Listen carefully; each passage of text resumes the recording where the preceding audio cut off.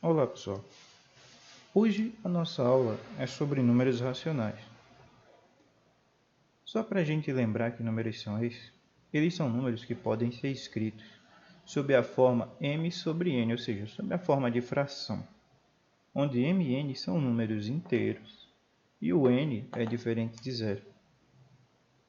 Caso vocês não lembrem, o m numa fração é o numerador e o n é o denominador. Então, como uma fração com números racionais e números reais no geral, ela representa uma divisão, o denominador, que é exatamente o divisor, ele não pode ser zero. Por isso, essa observação aqui, essa restrição. O número n ele não pode ser zero. Por quê? Porque senão a sua divisão não vai ter sentido. Dividir por zero não vai ter sentido, certo? Não há um valor. Então, de uma forma resumida, tudo isso que eu escrevi pode ser escrito dessa forma, certo? Um número R pertence aos racionais, esse E aqui significa pertence, quando ele pode ser escrito da forma m sobre n, onde m e n são números inteiros, esse é o conjunto dos números inteiros, vamos dizer, o dos racionais é um Q, os dos inteiros é um Z, e o n é diferente de zero, certo? Então, visto isso aqui, essa definição de números racionais, vamos ver agora alguns exemplos desses números, certo? Vamos apagar aqui.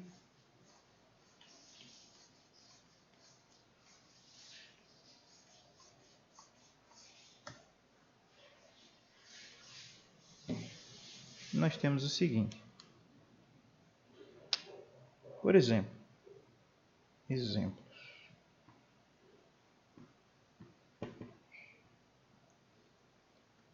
O número, qualquer número natural, aliás, qualquer número natural, ele é racional. Porque, por exemplo, vamos pegar o número 2. Você consegue escrever o 2 como uma fração. Ele é 2 sobre 1.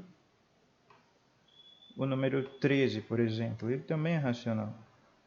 Porque você consegue escrever ele como 13 sobre 1.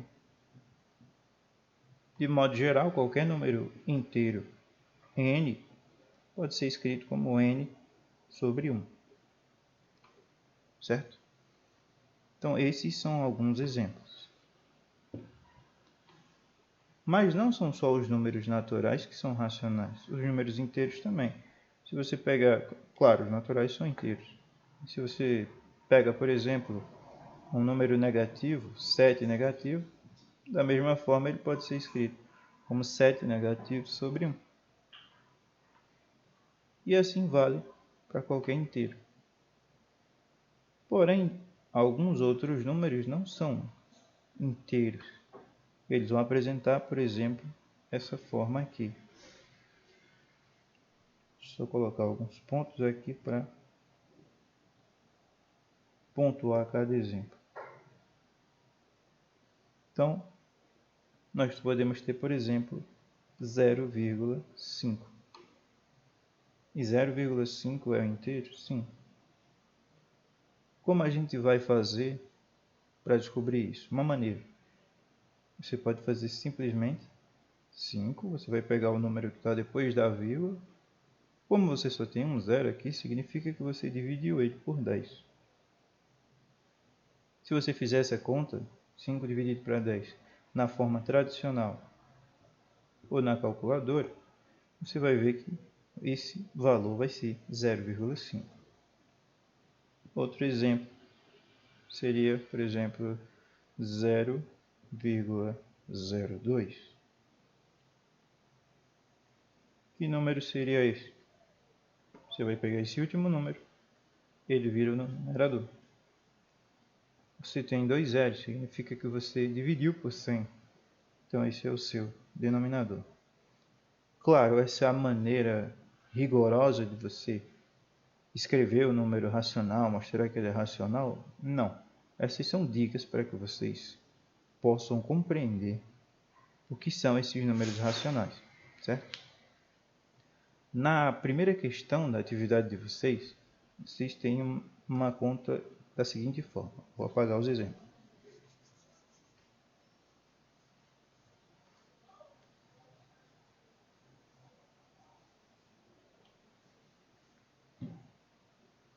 Vocês têm a seguinte conta. Menos 1/2 mais 0,5 negativo ao quadrado. Em seguida, tem o gabarito, porque essa questão explicativa tem a resposta de como resolver. O que é que você tem que ter em mente? Primeiro, a ideia é que você divida em passos. Se você não souber resolver diretamente, o meu conselho é que você divida em etapas e depois você resolve tudo. Primeiro, quem é esse menos 1/2? Você precisa identificar quanto é 1 dividido para 2. Se você fizer isso com dinheiro, você consegue descobrir. 1 dividido para 2, R$1 dividido para 2 pessoas são 50 centavos. Mas vamos fazer a divisão no método normal. 1 dividido por 2. Como você já aprendeu, 1 dividido por 2 não vai dar, não é? Nos naturais não tem como. Então você acrescenta um zero, mas você coloca um 0, aqui. Mas 10 dividido por 2 é 5. Agora você consegue. 5 vezes 2 é 10. E com subtraindo, não sobra nada. Certo? Então, já que 1 dividido para 2 é 0,5, ou seja, 1 sobre 2 é 0,5, então menos 1 sobre 2 é menos 0,5, ou seja, 0,5 negativo. Qual é o próximo passo? Você precisa descobrir quem é esse termo. Isso é menos 0,5 ao quadrado. Quanto é que isso vale? Vamos fazer a conta. Se você não lembra, elevar ao quadrado é você multiplicar o número por ele mesmo.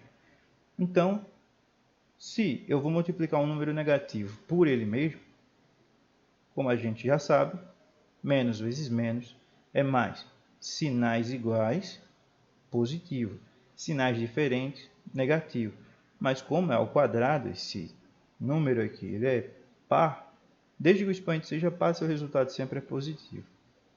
Então, a gente calcula como se ele fosse positivo, já que vai ser a mesma coisa. 0,5 vezes 0,5. Quanto é 5 vezes 5?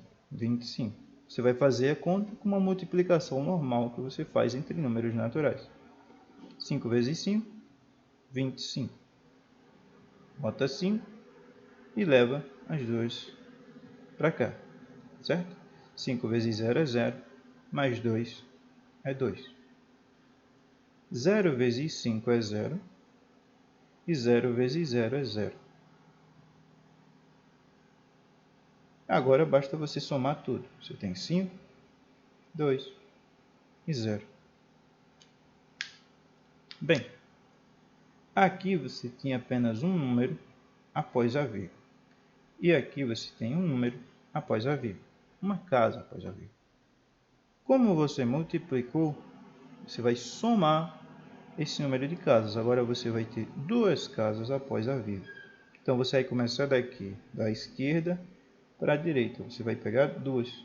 Então, o seu resultado é 0,25, certo? Então você tem 0,25.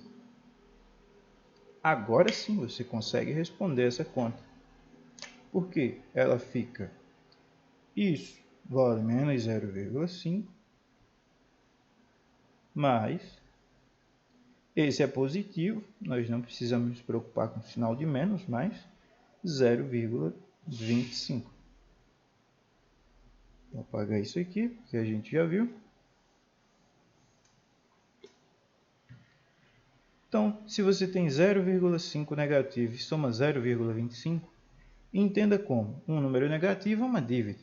Você deve 50 centavos e você paga 25 centavos. Só que você ainda fica devendo 25 centavos, porque a sua dívida é maior do que o que você tem, certo? A sua dívida é maior, embora 0,5 negativo seja menor que 0,25. Em termos de quantidade, ou seja, que seja valor absoluto, a sua dívida é maior do que o que você tem. Você deve 50 centavos, mas você tem 25 para pagar. E ao pagar, você fica devendo 25, já que é uma dívida, continua negativa. E eis que você tem o resultado, menos 0,25, alternativa A, certo? Qualquer outra conta que vocês forem fazer, como essa, é necessário que vocês façam passo a passo. Caso vocês não saibam resolver diretamente, aconselho vocês separarem, encontrar cada parte da questão, para em seguida vocês poderem chegar ao resultado. Com isso eu finalizo a aula. Eu espero que vocês tenham compreendido. Qualquer dúvida, entre em contato comigo pelo PV e até a próxima.